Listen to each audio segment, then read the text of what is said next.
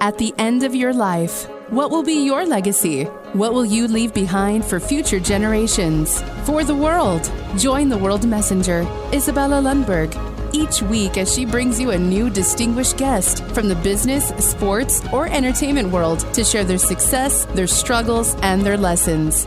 They will share their insights into current hot topics that affect everyone. Izabela facilitates an intimate, vulnerable environment to find the true value of humanity and real leadership. Are you ready for your legacy? The legacy that matters? Are you wondering how to accelerate artificial intelligence momentum that everybody is still buzzing about and trying to make a decision and best choices? How they're also catalyzing transformation and change to make that happen? You know me one. Hi, it's Izabela Lundberg here, the World Messenger, and I'm inviting you for another epic episode of Legacy Leadership.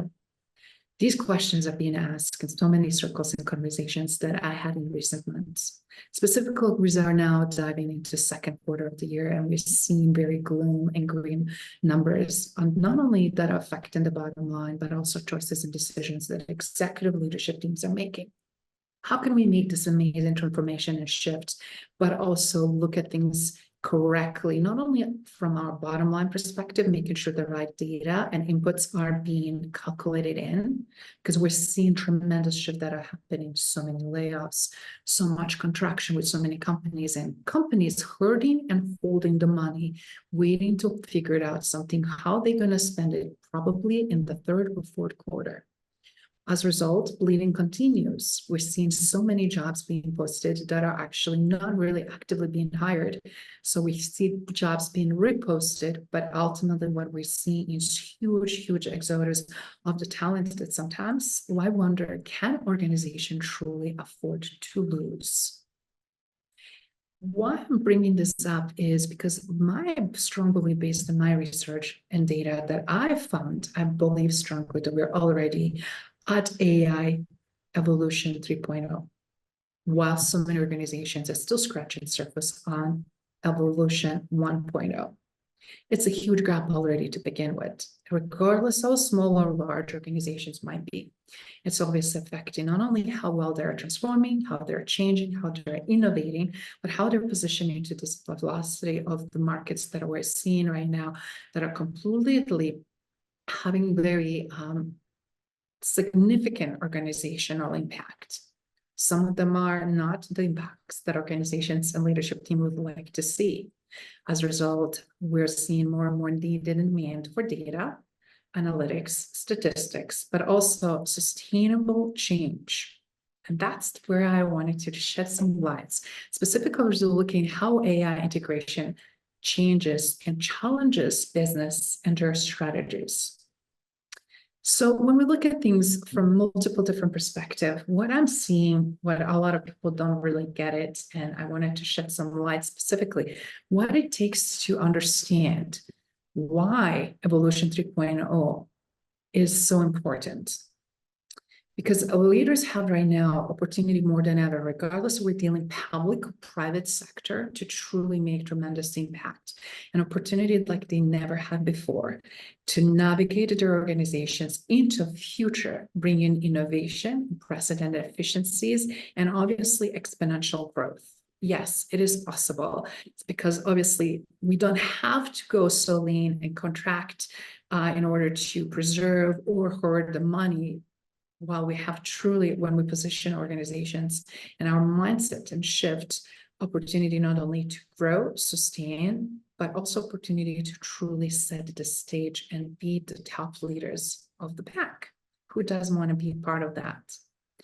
So let me share a little bit about this journey, because it's more than just the AI journey. It is a monumental leap, and that is something that not many are ready. How can you momentally leap into the future with this in alignment, and also opportunity to increase automation, intelligent automation, and profound, far-reaching implications of these new innovative solutions are redefining essence of leadership? And that's where the problem is, because not all leaders are ready to really look at what do they need and who do they need to be in order to lead a across the public and private sector. Connection between those two, it's never been this strong. As a result, it's never been as important. So let's just define and understand why AI Evolution 3.0, first of all, what is it and why it's so important? In terms of AI evolution itself, is something that I actually penned and based on my research, and I wanted to really emphasize that reflecting anew this phase of development and characterized and cognitive aspects of it, capabilities, and greater ethical awareness in technology deployment more than ever. As a result, the significant matured third generation evolution focusing on sustainability and responsible AI usage is something that we cannot simply deny anymore. And if we're trying to ignore it, it's going to just greatly affect us reversely. We're running out of time because implications of choices and decisions that we make today not going to only affect organization today and tomorrow, but also for decades and years to come. Some organizations will not be in position that they're right now, even remotely, to compete in the market, or frankly, to stabilize their decline, as well as exodus of their talent, and also loss of competition footing that they are hoping to so much preserve. So AI Evolution 3.0 marks significant shift, and it really tasks specific algorithms to systems capable of generalized and undertaking of these decision-making, quick choices and decisions that are supported and that are tied to proper KPIs, ROIs, as well as obviously other indicators that are going to be helping encompassing this much more needed transformation that is much more narrow, that is more application specific and solution. So when we look at it from that perspective, it really requires something that we're not doing very well. So many cultures of organizations are not set up as a cultures of learning, as a culture of adoption, and also as a quick decision making. And that doesn't have no more any merit and excuse, because it's impacting so many lives beside billions and billions of dollars. So what we have to do is really look at how we can change that, and how we can obviously create and move toward more automated intelligent systems that can help us to really understand and support and enhance not only obviously human capabilities, but also organizational overall operation. And as a result, what we're really seeing is how executive leaders are embracing AI Evolution 3.0. It means really leveraging AI as a tool for operational efficiency, and also getting that operational excellence that is going to ultimately get what? You got it, customer excellence. Because we cannot have that without actually working internally first in our own backyard, right? In our own infrastructure, in our own organizations. And how this is going to be navigating in terms of global markets and these complexities that we see for our strategic allies, for our strategic partners, where things make sense, and how can we really address these paradigm shifts in ways as AI is specific attacks that are strategic around decision-making, but also really reflecting in organizational values as a core. This is where it really comes to be a very tricky situation. The strategic imperative for leaders obviously needs to be addressed first. If that is not in place, things are not going to happen in a way we expect, or actually we need to have. So integrated AI Evolution 3.0 into an organization's strategic framework requires a visionary approach and willingness to embrace the change. I heard it all, trust me. As a subject matter expert in change management and organizational transformation and design, and all of those different symptomatic things, I can tell you, yes, so many are fatigued by change, so many are resist the change. We don't, because all of those reasons that we feel uncomfortable. But ultimately, leaders that are visible, that are clear of what they need to do and how they need to handle things, as well as obviously being able to show and motivate, they will be able to obviously cultivate what is really needed through agile, innovative approaches, integrated that very well with the receptive organizational culture. If the organizational culture is not receptive to change, it's not receptive for transformation, it's not receptive for agile leadership or innovation, then you are definitely going to struggle way more than any other organizations. And as a result, so much more stakes will be online.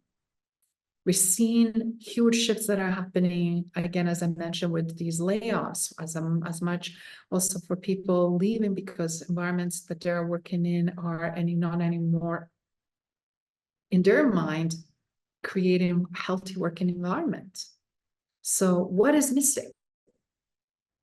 And you will be surprised. Sometimes the solutions are so simple or issues are so clear, but we still refuse to see them as what they are. So this is what I learned. These are the 4 elements that I found that are consistently missing. Strategic alignment. C-suite was never as this big as it is in 2024. So many new C-suite functional titles and positions, yet alignment that is not even happening among C-suite executives. How can we then have alignment with AI initiatives?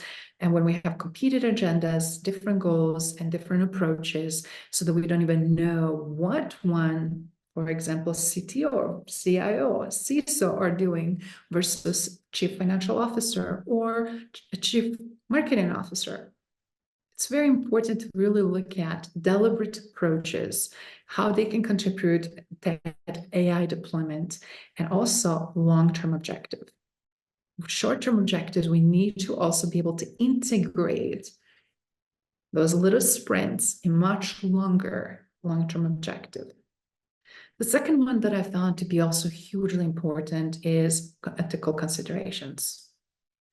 Just because we have opportunity to dominate in certain aspects of this evolution, we still also have to revisit ethical considerations. Just because they're lagging with all the safeguards, but also standards and regulations, we also know what those ethical implications could and should be looking like. And it's opportunity also to start looking things from privacy, from bias, and accommodating,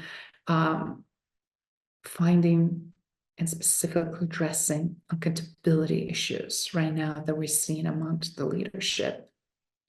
So when we look at that, building trust and integrating an AI application from those ethical considerations is imperative.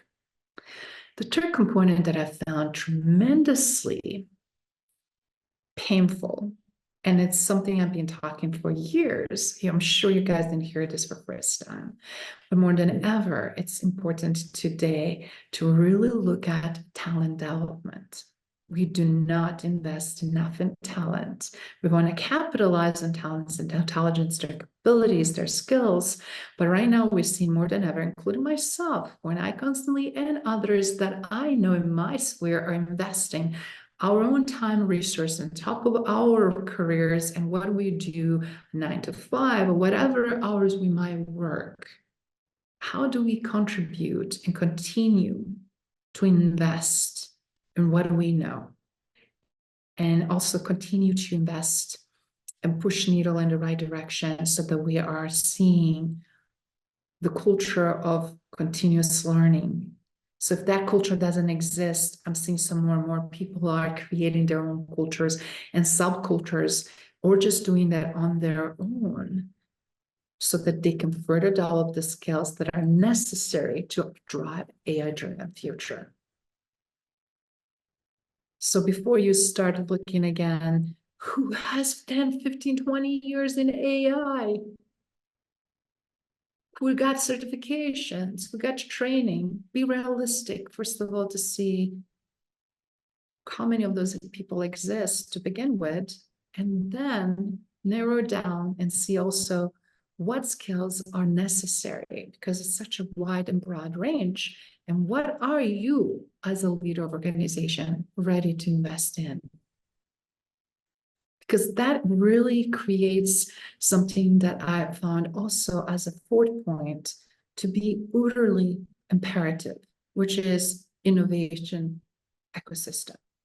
If you don't have in your organization this innovative ecosystem that is creating, supporting not only innovation itself, but it's including right types of partnerships with startups, academic institutions, and other organizations, where you truly create opportunity to further develop and be on front AI development, you are going to definitely fall further and further behind.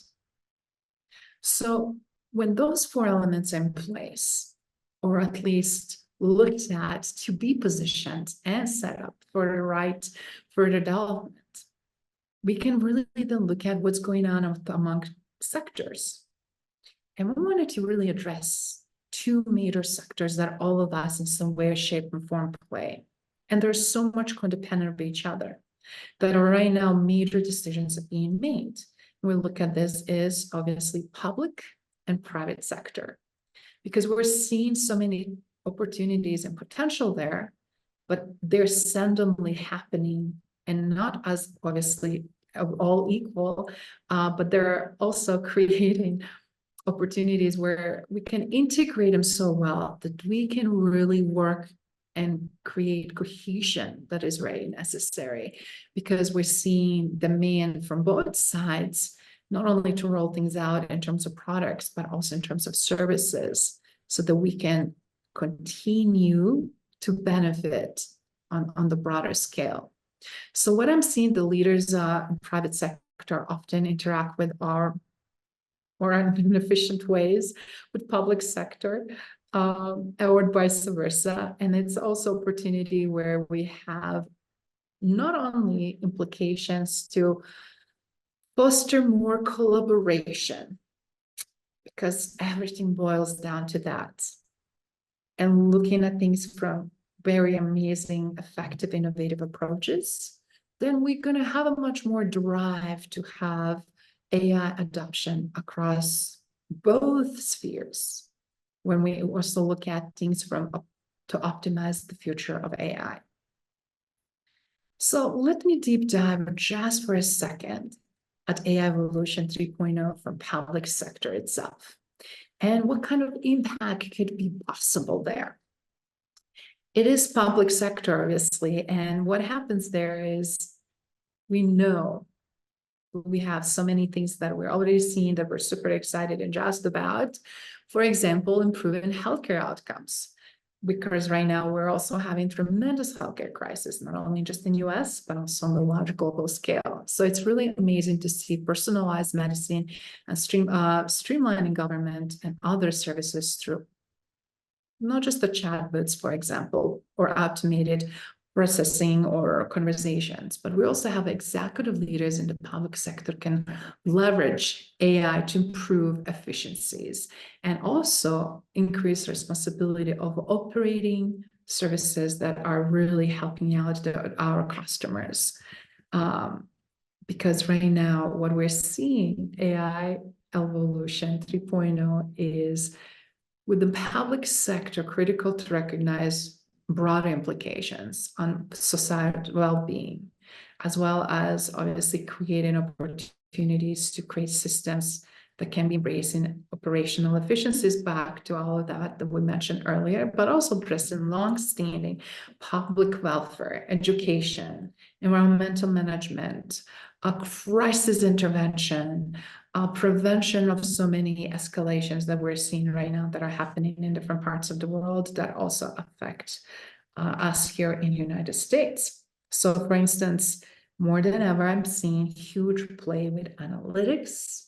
We're also seeing more than ever the role to identify and bridge the gaps in educational resources, for example, or tailoring learning experiences, meeting students with diverse needs or different learning styles. Similarly, we see also monitoring of climate patterns.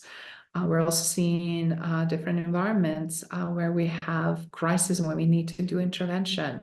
Unfortunately, a lot of conflicts, a lot of wars, right? So how can we have these proactive measures aligned that can really help us with obviously everything that is going on? As a result, we have opportunity to really look at elevating public sector leadership first, so that we can continue to have this inclusive, sustainable government models. So what it means, ultimately means, by harnessing the power of AI Evolution 3.0, the public sector can transcend traditional service delivery and shift those paradigms and ultimately contribute to more equitable and resilient society. Wouldn't that be great? I think that so many of us would be absolutely excited to contribute to something on that level. But then think about it, what's happening with AI Evolution 3.0 in private sector and impact that can be happening there. It's really interesting to look at what's going on across the industries. We have risk assessments. We have opportunity to really look at fraud detection, customer service, everything that is going on in financial industry.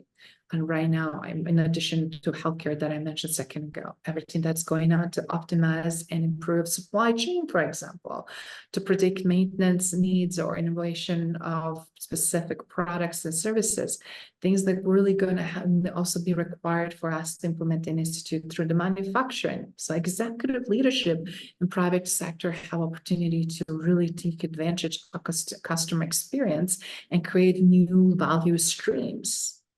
As I mentioned earlier, everybody's aiming to provide customer excellence, but you cannot do that without reaching first operational excellence. And as we know that, in order to achieve operational excellence, we need to have leadership and team excellence first. So when we look at things from private sector specifically, we have opportunity to do some adaptive, intelligent, customer-centric business models to improve, to change, the shift, to innovate, and also to bring AI technology that enables companies to anticipate market trends, personalize customer interactions, and really bring degree where we see these complexities being tackled in a way that are so problem-solving oriented. Through obviously these innovative solutions. Some example that we're really seeing around a lot of right now is inventory management, enhancing shopping experience, also creating ethical use of integrating pivotal opportunities where we see how things are being regulated and how businesses not just being affected obviously by things that are not working, but also fostering the innovative, again, back to original aspects of it, culture and customer satisfaction, that right now it's giving us not only so much choices and so many opportunities, but really also hold us in higher standards. And that really needs to come heavily from leadership, right? So what all this means ultimately when we look at how do we going to lead in the future? Frankly, all this has so much challenge and requires visionary leadership, requires strategic foresight, and also commitment for these high ethical considerations and continuous improvement. Either we're dealing with public or private sector, we're all in the same boat. However, the potential benefits that can enhance that are really going to help us on this journey is that they're necessary and for leaders' commitment, excellence, and innovation. So I'm curious that all of you that are watching and listening, what are you committing as a leader in your organization? And what excellence looks like to you? How are you embracing change? And how are you leading with a purpose and transforming the future? I encourage every single one of you, let's transform, innovate, and lead with purpose this future together.